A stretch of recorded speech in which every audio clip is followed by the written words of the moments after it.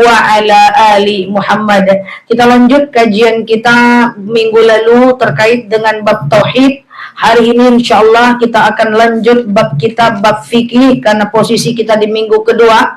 Ada yang belum kita ulang, tetapi nanti juga kita tambahkan terkait dengan status wanita haid. Boleh nggak wanita haid ke masjid? Boleh nggak wanita haid baca Quran? Boleh nggak wanita haid masuk raudhah? Boleh nggak wanita haid memandikan jenazah? Boleh nggak wanita haid ziarah kubur? Dan pokoknya seperlunya saja ya. Nah, terkait dengan bab ini, ibu-ibu yang saya sayangi karena Allah, kita akan bahas. Pas pengulangan dulu, kita belum bahas terkait dengan ini. Kita mulai? Yang pertama, ibu-ibu yang saya sayangi karena Allah. Sekarang banyak problem wanita haid, dia lagi umroh. Ini kan musim-musim umroh nih ya. Sebentar lagi kita akan masuk Ramadan sekitar 120-an hari lagi. Mungkin tak sampai 120 hari. Kita akan dekat lagi masuk bulan Ramadan. Semoga Allah berikan kita rezeki bisa umroh nanti insyaallah di bulan Ramadan. Amin ya lambat. Baik ibu-ibu yang saya sayangi karena Allah, banyak yang nanya ke saya apa hukum wanita haid masuk raudhah. Dia gini, umroh itu kan rukunnya cuma sedikit ya. Pertama ihram, ya kan, dia miqat, kan gitu rukunnya ya. Jadi kalau umroh kan kita ihram, kita pasang niat umroh. Kemudian yang kedua kita tawaf. Nah kalau tawaf itu wanita haid tidak bisa tawaf, tidak boleh. Ya, wanita haid tidak bisa tawaf, itu tidak boleh. Jadi makanya banyak ulama kontemporer yang mengatakan bahwa wanita haid itu boleh meminum obat penunda haid untuk kemaslahatan saat umroh. Jadi seandainya ibu lagi tawaf, ibu haid, ibu tak bisa tawaf. Tapi kalau cuman tinggal flek aja, ibu boleh, namanya tawaf terputus. Misalnya ibu lagi tawaf, tapi ibu ada flek nih. Ibu mandi, karena habis ihram, ibu mandi. Setelah ibu mandi, ibu kan tawaf ya. 3 kali ibu harus cek lagi, maaf ya. 3 kali ibu harus cek lagi. Kalau keluar lagi fleknya, balik lagi, kan masih muda-muda. Mandi lagi, kemudian balik lagi, 2 kali lagi, cek lagi, mandi lagi. Itu boleh, kalau dia tinggal flek. Tapi kalau banjir-banjir, itu wanita tidak boleh tawaf. Yang haid. Jadi boleh tuh namanya tawaf terputus. Nah nanti setelah itu kan kita sa'i ya. Kalau sa'i boleh haid, tidak ada masalah. Jadi ihram, haid, batal wudu enggak apa-apa. Tawaf tak boleh haid, tak boleh batal wudu. Kalau sa'i boleh haid, boleh batal wudu. Andaikan tawafnya selesai, waktu sa'i darahnya keluar, maka dia boleh sa'i lanjut. Tahallul boleh batal wudu, boleh tidak haid. Cepat betul? Ya. Oke, cepat kali ya. Oke, ihram, ibu lagi niat ihram nih. Ya, ihram, ibu setelah ihram kan ibu balik ke hotel, ibu kan ngambil mikotnya di luar. Selama dalam perjalanan ihram dari hotel sampai ke kamar itu buang angin. Ibu buang angin misalnya, itu tidak masalah. Ibu flek misalnya, tidak masalah. Oke, sampai sini paham? Paham nggak? Nah, karena pura-puranya ibu lagi umroh saat masih flek, nih pura-puranya nih, maka tawaf haid kan nggak bisa, tapi kan masih flek, paham? Icanya gitulah, ini kan studi kasus nih. Tapi masih flek, silakan aja nyampe dari ihram tuh biasanya kan ke hotel, mandi besar dulu, ya mandi haid namanya, mandi besar, maka bersihkan pakaian, bersihkan celana, ibu tawaf. Sambil tawaf itu, ibu boleh 3 kali tawaf, pergi ke kamar mandi lagi. Kalau dia masih bersih, lanjutkan tawafnya. Kalau nggak bersih, ibu boleh mandi lagi. Dan kasus ini banyak. Kalau dia masih flek. Jadi tawafnya terputus. Paham? Sampai sini paham? Tapi kalau banjir betul, tak bisa tawaf. Oke? Paham sampai sini? Nah, nggak cepat kan? Nanti setelah itu kan sa'i. Kalau sa'i tidak usah dipikir, nggak apa-apa. Sa'i boleh buka aurat. La ilaha illallah. Sa'i boleh tidak pakai wudu, boleh haid.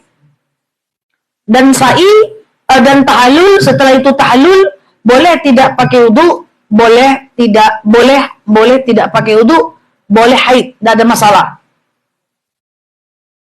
yang satu-satunya harus wudu dan harus dalam keadaan suci dari haid itu hanya tawaf saja. Jadi kalau batal wudu saat tawaf, jangan diikuti juga jamaah itu lagi. Pergi keluar, ambil wudu, nanti balik lagi ke titik, lanjutkan tawaf kita sendiri. Nanti ketemu dengan mereka di depan multazam saat mereka lagi minum air zam-zam. Kan gitu ceritanya. Nah ini kalau wanita haid yang murni 100% tidak boleh, itu cuman saat mereka tawaf saja. Sampai sini Pak? Nah, tidak cepat betul kan? Nah, sekarang kita lanjut sebelum kita pergi ke raudhah, ya, biar ini clear. Ketika ibu-ibu yang saya sayangi karena Allah, pas nyampe orang mikot, orang umrah, ibu haid misalnya, dalam keadaan haid, telat minum obat misalnya, maka semoga Allah Subhanahu wa Ta'ala memudahkan kita, tidak usah umrah dulu, nggak apa-apa. Hari kedua, ketiga, keempat masih ada kesempatan ngambil mikot lagi umrah sendiri atau bersama tour leadernya. Ini na'udzubillah. Seandainya kejadian jangan dipaksakan tawaf dalam keadaan haid. Kan 4 hari di situ, ya kan? Maka karena dia 4 hari di sana, boleh kita di hari selanjutnya kita melakukan ibadah umrah. Oh, enggak bisa sama sekali Ustazah, enggak bisa. Oh, rupanya haid banjir. Suatu ketika Aisyah dan Rasulullah pergi haji dari kota Madinah kepada kota Mekah. Ya, di perjalanan Aisyah haid, lalu Aisyah bertanya kepada Rasul, "Ini haji." Maka ya Rasulullah, saya haid, ini cemana ini? Tawaf tidak boleh haid. Maka Rasulullah SAW bersabda bahwa engkau telah berniat pergi haid, bahwa haid itu adalah qadar, udah niat pergi haji, haid itu adalah adalah qadarullah, dan engkau telah dapat pahala haji. Karena itu bukan keinginan kita, dia adalah qadarullah. Paham sampai sini? Nah, pertanyaannya adalah, banyak wanita haid, lalu kemudian apa hukum wanita haid masuk ke dalam raudhah atau masuk ke dalam makam Nabi? Ibu-ibu yang saya sayangi karena Allah, ada 2:1 perbedaan madhab di kalangan ulama. 2:1. Yang pertama adalah Imam Hanafi dan Imam Maliki mengatakan tidak boleh masuk. Yang kedua, Imam Syafi'i mengatakan boleh masuk asal tak menetes. Yang ketiga, Hambali mengatakan boleh masuk. Jadi dia perbedaan madhab. Nggak ingat nama madhabnya, tidak masalah. Yang penting ibu tahu itu perbedaan madhab. Ibu silahkan pilih aja yang mana ibu mau. Nah, kalau ibu pilih masuk, tidak menetes, nggak apa-apa. Biasanya saya rekomendasi, kalau dia di raudhah, dia adalah tempat yang sangat kecil kesempatan, masuklah, tapi jangan sholat, tegak saja, doa saja. Ya, tapi menghadap ke kiblat. Gimana? Gitu. Oke? Dia masuk, tapi dia tidak dianjurkan untuk sholat. Nah, tapi ada nggak ulama madhab yang melarang? Ada. Paham ya? Nah, terserah ibu mau pilih yang mana. Gitu. Lanjut. Nah, ibu-ibu yang saya sayangi karena Allah, kemarin saya belum lagi sempat buat yang lain ya. Kemarin ada saya sampaikan bahwa suami istri, ini perbedaan mazhab, suami istri berwudu batal wudu enggak? Kan gitu ya. Ada yang mengatakan batal muncul syahwat ataupun tidak. Ada yang mengatakan tidak batal kalau tidak muncul syahwat. Kalau muncul syahwat aja batal. Ada yang mengatakan tidak batal sama sekali. Muncul pertanyaan menarik. Kalau beda suami istri gimana? Kalau suaminya bilang batal, kan yang saya sering bilang, kalau suaminya bilang batal, suaminya ngambil wudhu lagi. Kalau istrinya tidak batal, istri tidak perlu ngambil wudhu lagi. Kan itu yang sering saya bilang sama ibu-ibu. Lalu ada yang mengatakan tidak boleh. Itu harus ikut suami. Madhab karena sudah menikah, harus ikut suami. Nah, tidak ada konsep madhab seperti itu. Selagi suami ridha, maka boleh terjadi perbedaan madhab antara suami istri. Tapi kalau mau ikut suami biar lebih mudah regulasinya, salah atau tidak? Salah atau tidak? Biar lebih mudah. Tidak apa-apa. Lalu kemudian saya istri saya tidak mau ikut madhab suami. Lalu kemudian suaminya ridha. Salah enggak? Enggak salah, enggak masalah. Selagi suaminya ridha. Anjurannya memang biar mudah regulasinya, seragamlah suami istri. Tapi apakah ketika tidak seragam si suami istri ini, kemudian si suami kalau suaminya ridho, dia tidak masalah untuk berbeda madhab. Sampai sini paham? Nah, ada lagi yang mengatakan bahwa apakah seluruh orang Indonesia ini harus bermazhab Syafi'i? Jawabannya adalah tidak. Karena mazhab Syafi'i, kenapa dikatakan mayoritas mazhab Syafi'i itu ada di Indonesia? Karena kebetulan mazhab Syafi'i yang masuk pertama kali di Indonesia. Nah, apakah seluruh orang Indonesia wajib bermazhab Syafi'i? Tidak. Loh, kenapa Ustazah bilang tidak? Ya, karena negara kita tidak memerintahkan mazhab. Negara kita bukan negara bermadhab. Ya, memang ada dalil atiullah, atiur rasul wa ulil amri minkum. Taatilah Allah, taatilah Rasul, pemimpin di antara kalian. Kebetulan negara kita adalah negara demokrasi, maka tidak ada kewajiban madhab, kecuali Pak Presiden ngomong semua masyarakat wajib bermadhab Syafi'i, maka dia wajib sekali untuk melakukan madhab Syafi'i. Paham soal ini? Karena ada kasus suami istri bercerai karena perbedaan madhab. Bayangkan. Ribut, kata ustadku gini, kata ustadku gini, kata ustadku gini, kata ustadku gini. Pening kepala, makin banyak ustad makin sakit kepala. Padahal kalau perbedaan madhab itu perlu diketahui, perbedaan madhab itu cuman pada ranah furu'i. Dalam agama Islam ada yang namanya ranah usul, ada yang namanya ranah usul, ada yang namanya ranah furu'. Ada akar, ada cabang. Masalah akar adalah akidah, tauhid tak boleh berbeda. Tapi kalau masalah cabang boleh berbeda, dan ulama madhab berbeda ribuan kasus dalam hal madhab. Jadi tidak boleh, wah ikutlah suamimu, ikut istrimu, ya itu dikembalikan kepada rumah tangganya masing-masing, tergantung dengan atapnya masing-masing. Oke, jadi berbedanya kan dalam ranah furu'. Jadi karena kemarin ada kasus, saya sedih sekali, ada jamaah saya ngomong, kami makin banyak pengajian, makin pening kami saja.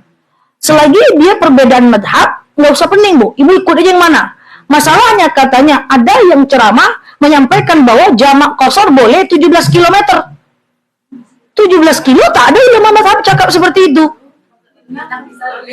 Ada yang bilang 17 kilo. Katanya, saya berhusnuzan, ibu cuma mungkin salah dengar. Tak ada yang ada perbedaan 80, 85, 96. Ini 17 kilo, tidak ada. Jadi kalau udah jelas dia keluar dari konteks ulama madhab, jangan ikut.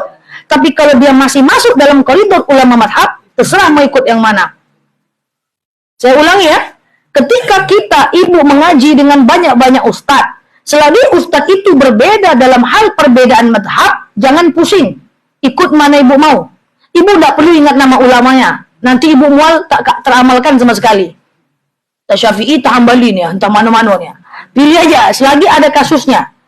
Selagi dia masih dalam koridor, nggak apa-apa. Tapi kan kalau udah 17 kilo, itu sudah di luar koridor. Ya kan? Jadi ibu-ibu, tak usah bingung. Perbedaan dalam ranah furu', kita harus berbesar hati. Jamaah Nurul Mawaddah, ngaji kemana-mana, pengajian kemana-mana, sudah kita paham. Kita nih open mind. Kita adalah orang-orang yang paham. Kalau perbedaan madhab, kita cincai. Cincai ya. Selagi dia perbedaan madhab. Makanya idealnya, kalau dia berbeda madhab, mesti ada announce ke jemaah bahwa itu adalah perbedaan madhab. Oke? Jangan sampai pusing, makin banyak ustadz, makin pening kepala. Jangan. Furu' nggak apa-apa, nggak usah pusing. Dalam ranah, tadi ada dua bab. Bab apa yang pertama? Usul. Yang kedua, apa namanya? Pokoknya itulah namanya. Al-usul, al-furu'. Akidah dan furu', iya, cabang. Ya, masalah cabang.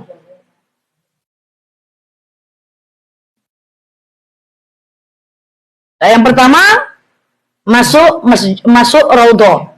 Itu Itu 2:1 ya. Yuk kita lanjut. Wanita haid masuk masjid itu ada 1:1 perbedaan madhab. 1. Ada yang mengatakan tak boleh masuk 7 langkah berdosa. Jadi tak boleh. Masuk aja tak mendekat tak boleh, apalagi masuk. Yang kedua, ada yang mengatakan boleh masuk asal tak menetes sama sekali. Ya, dia pakai pembalut, pengajian, boleh nggak saya pengajian Ustazah masuk masjid, kalau saya mau dengarkan Ustadz, ada ulama yang membolehkan. Boleh masuk asal tidak menetes. Paham? Yang ketiga, ada yang mengatakan boleh masuk tak boleh duduk, tegak aja. Tegak-tegak aja. Dengarkan Ustadz dalam masjid, tegak aja, tidak boleh duduk. Tadi tak boleh masuk 7 langkah berdosa, lalu boleh masuk tak boleh duduk. Ada yang nomor 3, boleh masuk wanita haid ke masjid asal tidak menetes. Ada yang keempat, boleh masuk musola, nggak boleh masuk masjid.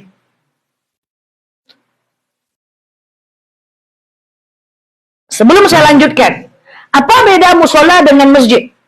Musola adalah dipakai 5 waktu, nggak dipakai Jumat. Masjid adalah dipakai 5 waktu, dipakai Jumat. Nah, itu bedanya. Nah, artinya untuk wanita haid masuk masjid 1:1:1:1. Tak boleh masuk 7 langkah berdosa. Ada yang mengatakan madhab boleh masuk asal tidak menetes. Ada yang mengatakan boleh masuk musola, nggak boleh masuk masjid. Ada yang mengatakan boleh masuk asal asal tidak duduk, berdiri aja. Nah, itu dikembalikan kepada ibu-ibu semua, tergantung kebutuhan. Nah, sekarang muncul pertanyaan yang saya sudah sering sampaikan dalam majelis ini. Ustazah, dalam hal tadi wanita haid masuk makam, misalnya kita memilih yang tidak boleh. Wanita haid masuk masjid, kita pilih masuk, boleh masuk asal tidak menetes. Dalam hal wudu, kan wudu berbeda juga. Ada yang mengatakan basuh kepala cukup 3 helai rambut aja. Ada yang mengatakan sampai ubun-ubun. Ada ulama madhab yang mengatakan semua rambut.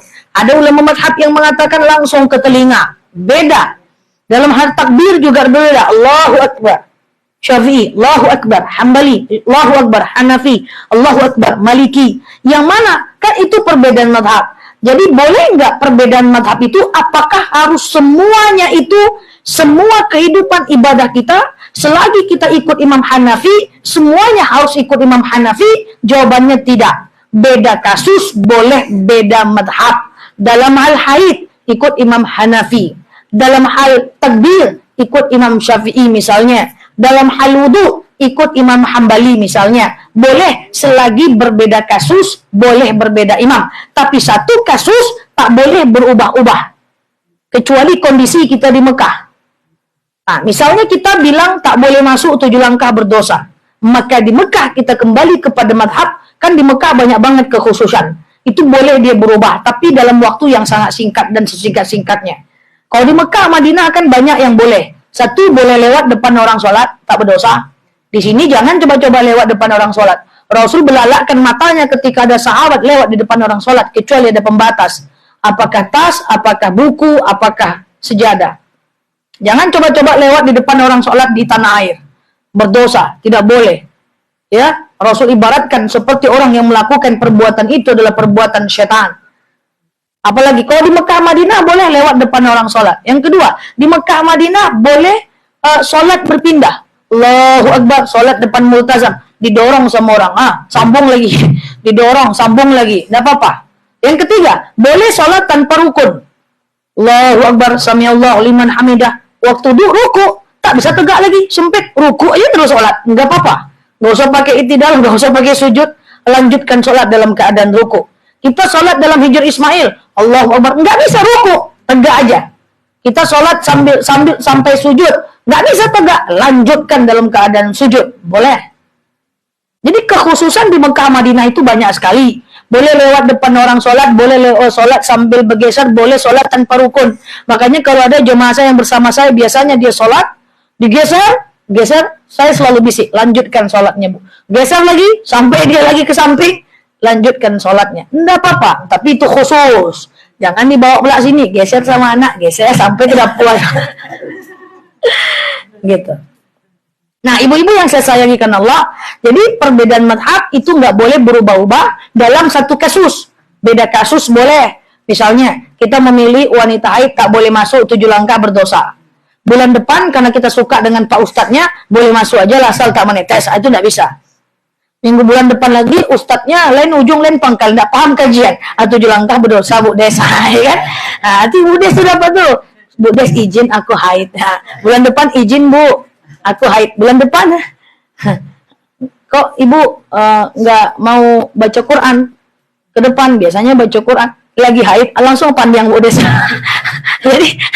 jadi satu kita dalam satu kasus tidak boleh berubah, dalam satu kasus beda beda kasus boleh beda madhab. Paham? Aduh, nggak rumit kan ya? Jadilah. Ngelek itu semua. Oke, yang pertama apa tadi? Hukum wanita haid masuk raudhah. Yang kedua, hukum wanita haid masuk masjid. Sudah paham ya? Yang ketiga apa tadi? Belum. Yang ketiga, wanita haid memegang mushaf.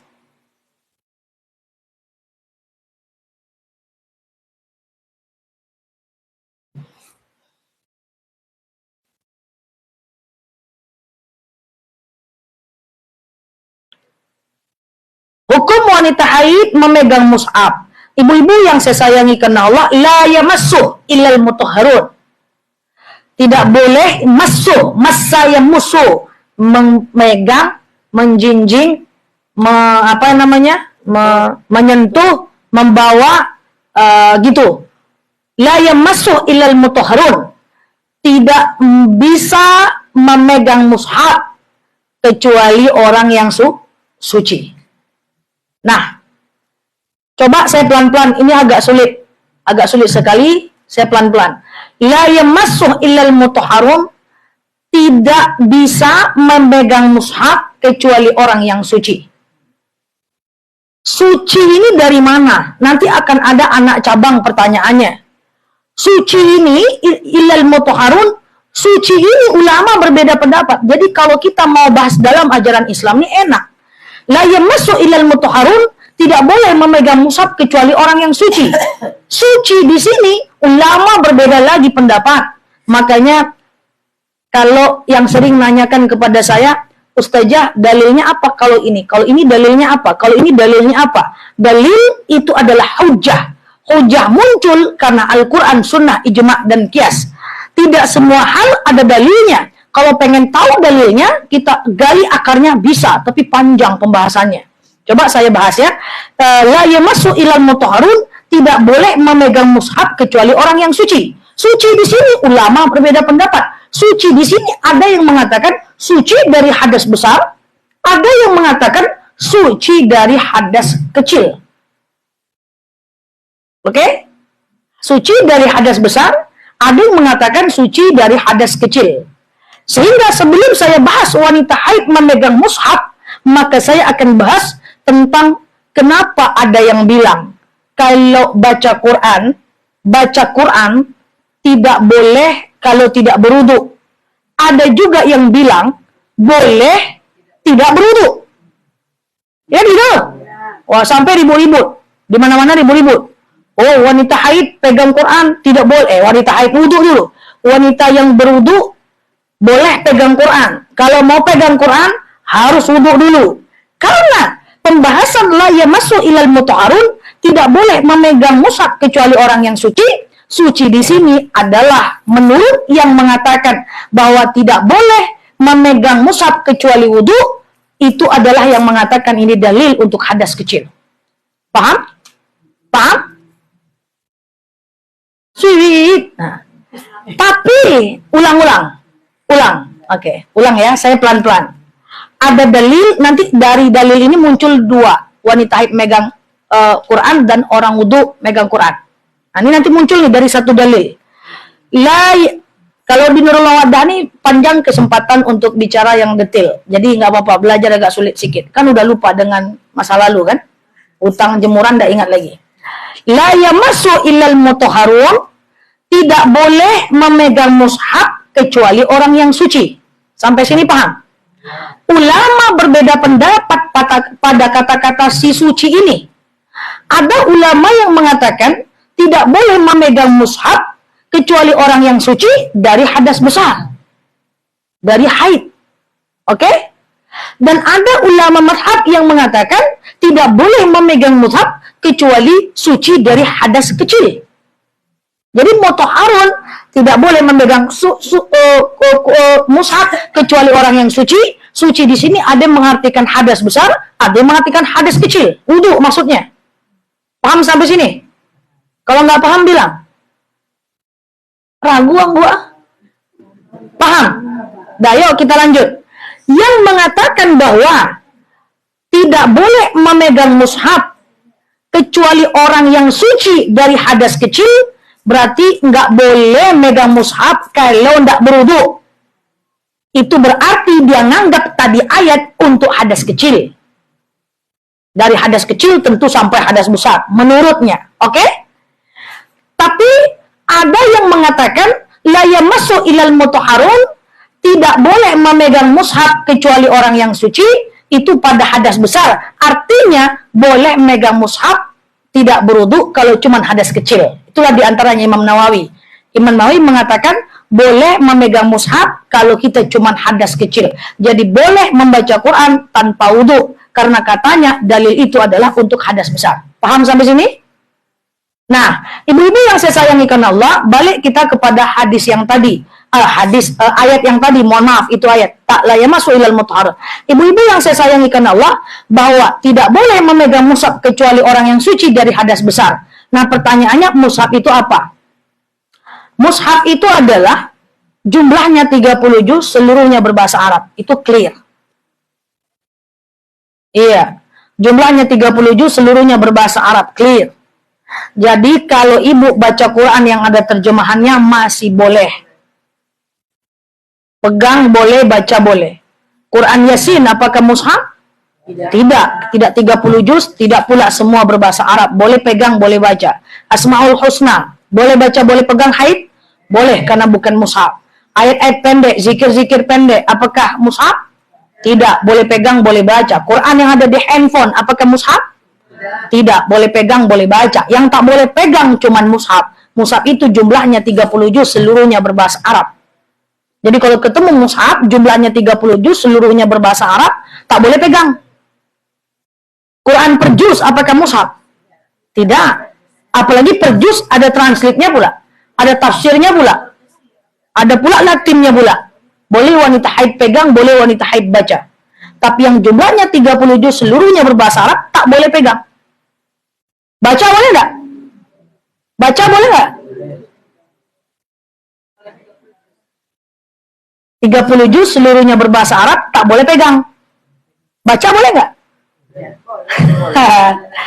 Dalilnya la yamassu illal mutahharun, tidak boleh memegang mushaf kecuali orang yang suci. Tidak ada dalil la yaqra illal mutahharun, tak boleh baca kecuali orang yang suci. Jadi mushaf jumlahnya 30 juz, seluruhnya berbahasa Arab, boleh dibaca, tak boleh dipegang.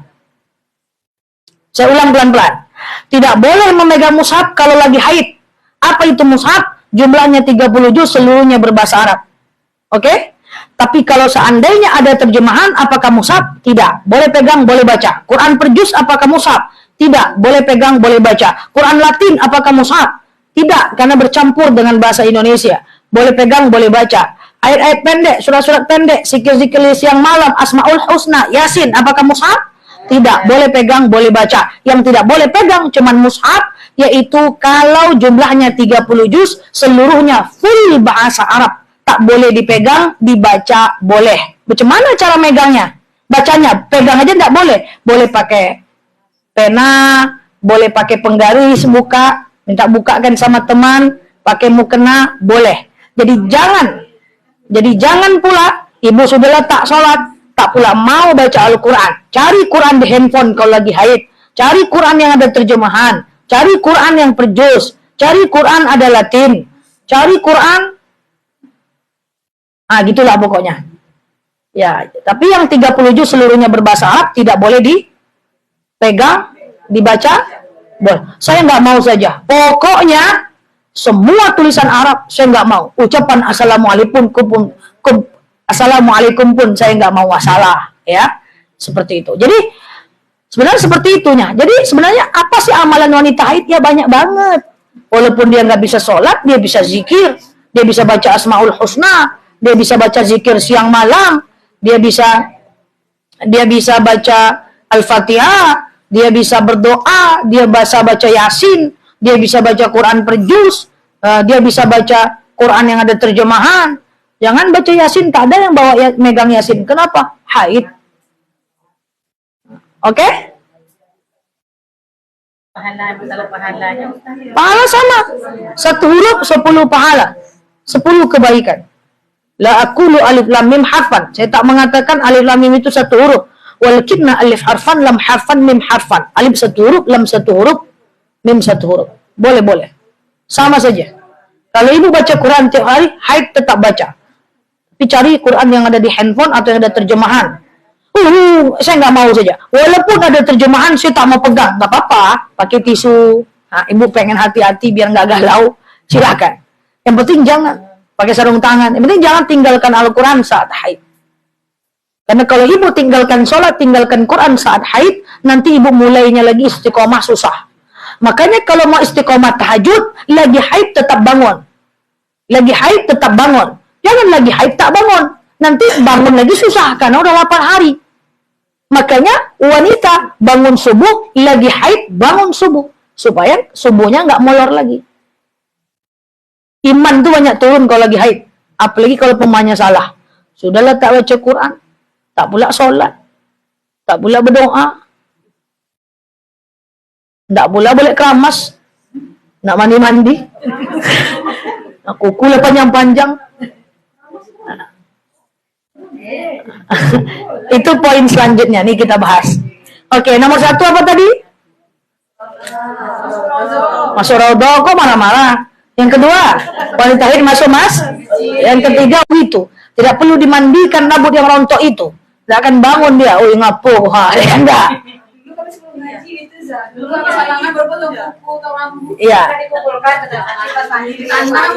Dulu sebelum ngaji ditanam. Oh, itu before after. Jadi tidak ada dalil yang mengharamkannya. Jadi tidak ada dalil yang mengharamkan wanita haid potong rambut, potong kuku, potong-potong semua di hari haid. Kenapa? Pertama, tak ada dalil yang mengharamkannya. Yang kedua, itu bertentangan. Nanti akan ketemu dengan 2 hukum yang bertentangan. Contoh, di hari Jumat kan disunnahkan keramas, betul? Hari Jumat sunnahkan cukur bulu-bulu, terserahlah bulunya bulu apa, betul? Di hari Jumat disunnahkan potong kuku, betul? Nah, ketika haidnya di hari Jumat, berbenturan 2 hukum. Haid melarang potong kuku. Jumat menganjurkan potong kuku. Haid melarang keramas. Jumat mengamanahkan keramas. Haid larang cukur-cukur. Sementara Jumat disunahkan cukur-cukur. Berbenturan 2 hukum dalam satu waktu. Kalau berbenturan 2 hukum dalam satu waktu, tidak ada hukum Islam itu berbenturan, itu nggak mungkin. Hukum Islam tidak mungkin berbenturan. Maka kalau ada hukum Islam yang berbenturan, ada satu pasti hukum yang salah. Maka tidak ada dalil wanita haid potong rambut, potong kuku ketika haid dilarang. Tidak ada dalilnya. Jangan waktu haid tak mau baca Quran walaupun ada terjemahan. Tak pula sholat, taklah keramas-keramas. Hendaklah potong kuku. Ande.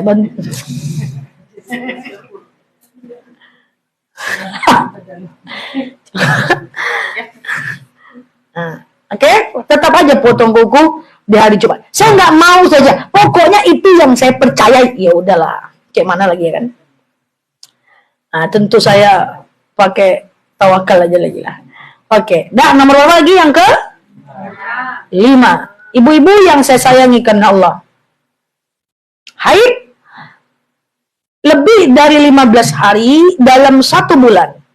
Secara akumulatif itu adalah namanya istihadah. Darah sakit bukan darah haid.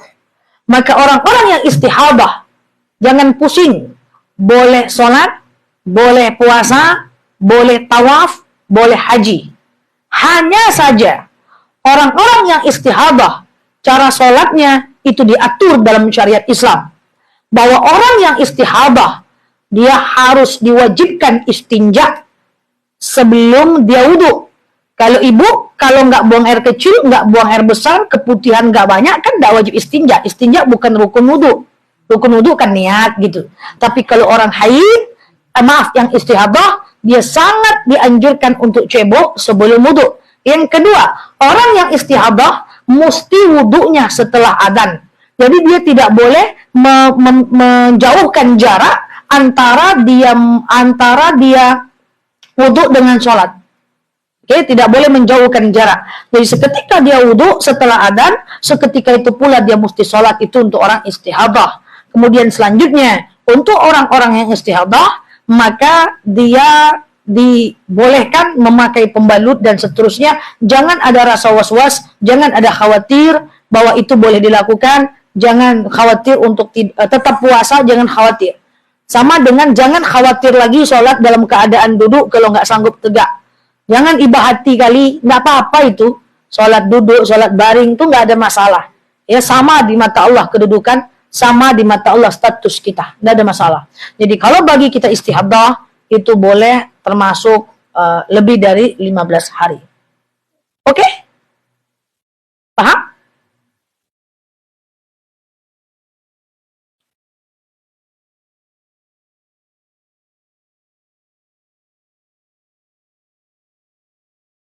Wanita haid masuk masjid sudah, wanita haid ziarah kubur sudah, wanita haid masuk raudhah sudah, wanita haid memegang mushaf sudah, wanita haid istihadah sudah.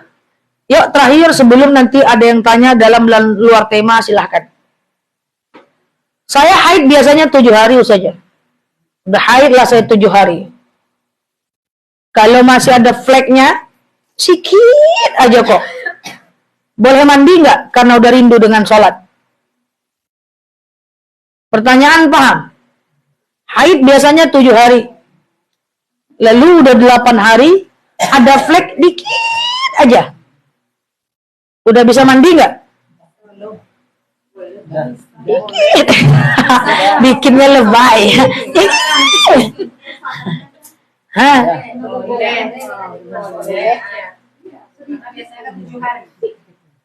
Oh.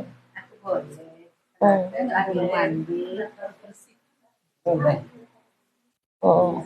Iya. Berarti belum saya sampaikan ya? Ah, jawabannya adalah masa iya saya pernah bilang boleh? Jawabannya enggak. Jawabannya adalah yang boleh itu kalau setelah itu muncul flek lagi, ini kita bahas. Jadi kalau setelah habis masa haid kita kemudian masih ada flek, ya walaupun dikit itu belum boleh mandi ya. Dia harus sampai bersih, kata Aisyah, sampai keluar yang warnanya putih atau berubah darah tuh jadi keputihan, gitulah maksudnya. Jadi belum boleh. Yang boleh itu kalau kayak gini Kak Feni, udah selesai dia haid 7 hari, bersih sampai keluar cairan putih. Dia sampai keluar cairan putih atau nggak keluar sama sekali. Bahkan kalau pengen sholat juga harus kalau ini boleh diginiin sedikit pakai tisu, dipastiin bersih dulu baru boleh mandi. Pastiin bersih baru boleh mandi ya. Setelah bersih, ini lain kasus nih. Setelah bersih, sholat 1 hari, flek lagi. Nah, itu baru lain kasus. Itu dilihat dulu, tetap sholat. Kalau dia cuma sisa, lanjutkan sholat. Pernah dialami oleh para istri Rasulullah. Tapi kalau dia haid lagi, ya berhenti lagi sampai maksimal 15 hari. Gitu ceritanya, Besti. Oke? Itu dulu.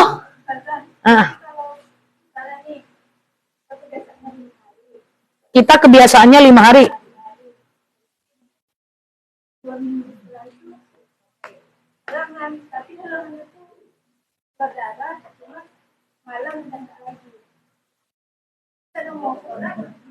Betul. Masih haid, karena haid ibu masih 5 hari. Lalu 2 hari lagi, 2 minggu lagi di bulan yang sama. Di satu tenggang waktu, kan 1 bulan tuh tenggang waktunya. Maka ibu haid lagi, itu masih haid namanya, karena belum lagi lebih 15 hari. Oke? Apa? Apa pula nanya? Apa tuh? Titipan. Oh, banyak nitip. Silakan. Ya. Misalnya kita seberhubungan, tahu-tahu habis itu kita halangan. Gimana mandi wajibnya tuh, Ustazah? Mandi wajib mandi. Sama-sama mandi wajib 1 kali bisa. Sama dengan mayat yang ketika haid meninggal. Maka mandi mayatnya 1 kali saja. Mandi wajib. Bu, mandi wajib aja niatnya kalau ibu susah. Kan dia ada 3 tuh. Nifas, haid, ada 4. Wiladah, haid, nifas, junub. Kan sama caranya. Sama-sama menghilangkan hadas besar. Kalau lagi 2 dia kayak mayat, itu bisa dia niatnya satu saja. Sengaja aku mandi wajib mensucikan diriku dari hadas besar, wajib atasku karena Allah Subhanahu wa taala. Mandi wajibnya pas lagi dalam keadaan haid apa setelah haid? Yang tadi. Setelah Habis tadi. dia apa dia? Oh, kan dia masih haid. Lagi berhubungan kan haid. Mandi junub lah ya, bukan mandi. Mana boleh Besti? Tempat mandi wajib, besoknya udah datang halangan. Mandi junub berarti. Oh beda di kepala saya. Tadi saya kira dia bersih, mandi, dia bersih, junub, mandinya mandi apa? Enggak gitu pertanyaannya. Oke, diulang lagi moderator. Sabar. Berhubungan sama istri. Kan belum mandi tuh, mandinya rencananya besok. Jadi dia wudhu dulu malam. Taunya pagi keluar haid. Itu gimana mandi wajibnya? Tunggu siapa haid lah.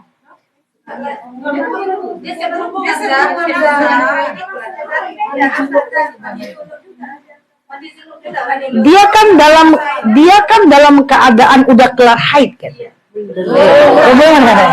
Tunggu dulu. Yang saya tangkap gini. Sabar Besti, sabar. Ini saya berserah. Yang saya tangkap tadi gini pertanyaannya. Dia haid, bersih malam, dia berhubungan. Mandinya mandi apa? Gitu kan? Enggak apa? Bukan itu pertanyaannya. Oh, terbalik. Dia berhubungan dulu, Ustazah. Dia berhubungan. Nah, Setelah berhubungan, jadi pagi rencana mandi. harusnya dia mandi malam itu disunahkan. Tapi dia tunda menjelang subuh. Oke. Jadi pagi mau mandi, dia halangan. Mandi wajib. Mandi junub. Karena idealnya dia masih ada kesempatan mandi sebelum subuh. Cuman dia menundanya. Paham? Karena hukum mandi wajib, semua mandi wajib, menyegerakannya dapat pahala wajib, dapat pahala sunnah, memundurkannya dapat pahala wajib saja. Oke? Paham? Tapi tidak mungkin jam 2 malam ibu mandi, ada juga. Kak Leni jam berapa mandi Kak Leni kalau? Oh, musuh. Mungkin dikasih tahu. Oh, tidak mungkin kasih tahu katanya. Mau apa kita ya kan? Oh, menggigil. Oh, pernah ya jam 2 malam ya mandi lagi. Oke, siap. Oh. Nah, mungkin kasih tahu. Saya tahu lah nanti. Chat lagi mandi sah. Iya, cincai lah biar tahu lah jemaah ini kapan mandinya kan. Oke, gitu ya. Rama tegang dia kalau bicara itu, santai lah.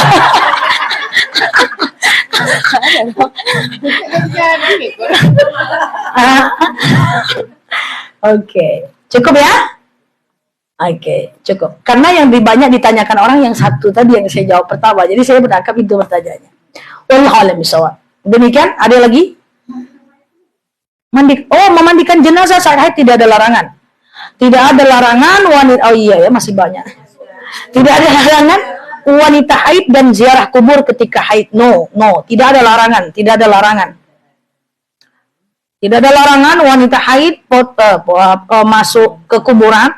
Tidak ada larangan wanita haid memandikan jenazah.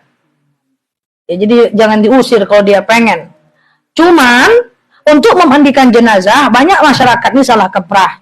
Anak perempuan memandikan bapaknya, disuruh-suruh sama masyarakat. Takut anaknya dianggap enggak bakti, ayah juga, pergi juga dia. Ya kan? Untuk memandikan, saya sering sampaikan, tapi ini masih belum merata lagi pemahaman, belum. Saya rasa belum lah ya. Bahwa untuk memandikan jenazah, semua sejenis. Tidak boleh beda jenis.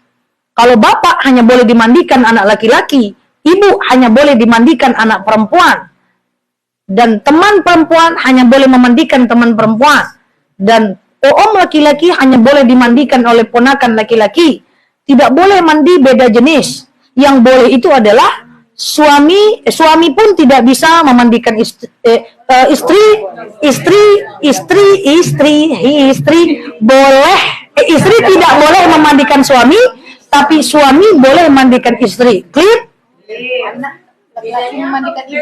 Anak laki-laki mandi ibu tak boleh. Yang boleh itu kalau keras tuh lain ceritanya. Berzina keras jadi boleh bagi mereka. Oke? Kenapa nih saya jelaskan kenapa? Keras ingin memandikan. Keras ingin memandikan, bilang sama laki-lakinya, lakukan amalan lain. Kamu bisa wakaf atas nama dia, ziarah makam dia, sholat dia, jadikan imam dia. Nggak boleh dong. Ini kadang-kadang kita nih yang nggak boleh diboleh-bolehkan. Yang disuruh sedekah atas sama orang tua meninggal ditinggalkan. Yang ziarah ditinggalkan. Yang mandi bersemangat. Kelahi takutnya Ibu mau kelahi atau mau melanggar syariat? Jadi yang boleh, apa tadi lanjut? Kenapa ya? Kenapa? Nah itu kecuali kalau nggak ada lagi ya. Ingat ya, fardu kifayah yang tidak terlaksana, maka dia akan jadi fardu ain ya. Nah, tapi itu kondisi jauh lah. Itu kan fardu kifayah, nggak usah lah dipaksa-paksa.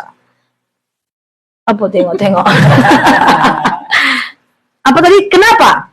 Karena Rasulullah SAW meninggal dunia, tidak boleh istri anak perempuan memandikannya, termasuk Fatimah, Aisyah, Hafsah, Saudah. Tetapi jadi tidak boleh istri memandikan suami. Tetapi Ali bin Abi Thalib itu meninggal memandikan Fatimah saat Fatimah meninggal dunia. Ketika itu Fatimah meninggal, 6 bulan setelah Rasul meninggal, Fatimah meninggal dunia. Lalu kemudian Fatimah ini minta kepada Ali untuk memandikannya. Dan Ali memandikan selaku suami, dan istri Rasul menengok, tidak ada yang membantahnya. Kalau istri Rasul menengok, menyaksikan, mengetahui, tidak ada yang membantah, itu tandanya boleh. Oke? Saya aja masih suka kebalik-balik kalau cakap ke suami boleh mandikan istri. Ya boleh kan? Tapi kalau orang tua laki-laki kita sakit karena dia tidak bisa cebok dong. Nggak ada orang lain. Kita perempuan kan gimana caranya? Pasal kita cebokkan dia. Itu gimana kita? Siapa nih? Ayah kita. Oh, Doruro.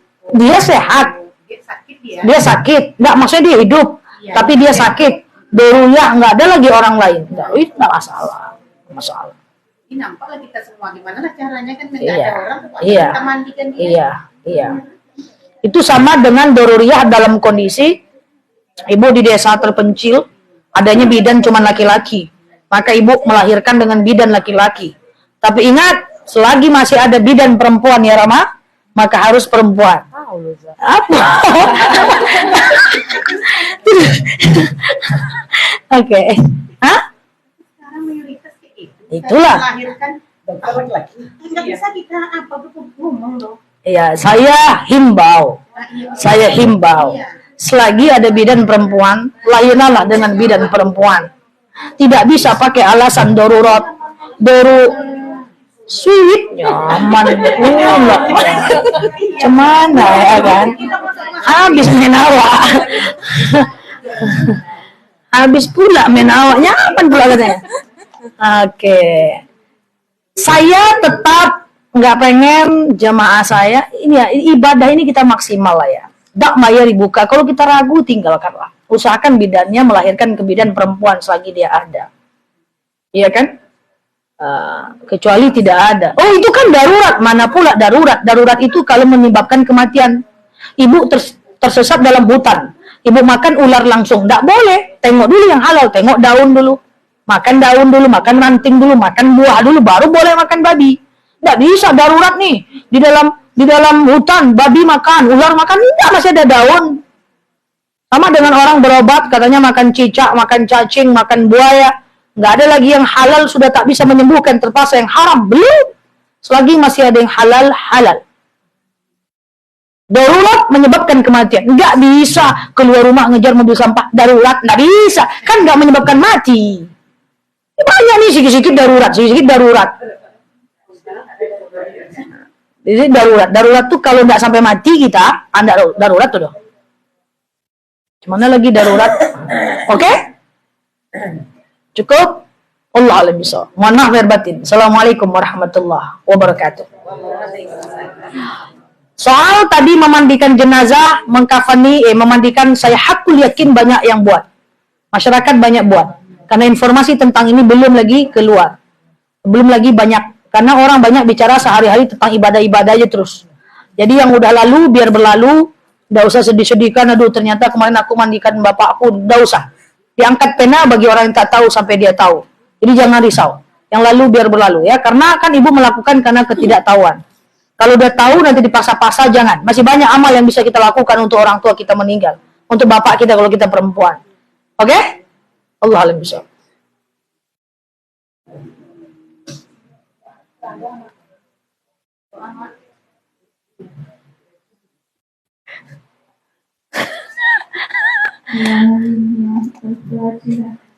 Auzubillahi minasyaitonirrajim. Bismillahirrahmanirrahim. Alhamdulillahirrahmanirrahim. Ar-Rahmanirrahim. Maliki yaumiddin. Iyyaka na'budu wa iyyaka nasta'in. Ihdinas siratal mustaqim. Siratal ladzina an'amta 'alaihim ghairil maghdubi 'alaihim waladdallin. A'udzubillahi minasyaitonirrajim. Bismillahirrahmanirrahim. Alhamdulillahirabbil alamin. Wassalatu wassalamu ala asyrafil anbiya'i wal mursalin wa ala alihi wa sahbihi rasulillahi ajma'in. Allahumma shalli ala sayyidina Muhammad wa ala ali sayyidina Muhammad. Allahumma ighfir lana dzunubana wa liwalidayna warhamhuma kama rabbayana shaghira. Allahumma ighfir lana dzunubana wa Allahumma ighfir lana dzunubana wa liwalidina wa lijami'il muslimin wal muslimat wal mu'minina wal mu'minat al ahya'i minhum wal amwat innaka 'ala kulli syai'in qadir. Allahumma inni nas'aluka salamatan fid din wal 'afiyatan fil jasadina wa ziyadatan fil 'ilmina wa barakatan fil rizqina wa tawbatan qabla al-maut wa rahmatan indal maut wa maghfiratan ba'dal maut. Allahumma hawwin 'alaina fi sakaratil maut wan najata minan nari wal afwa indal hisab. Allahumma inna na'udzubika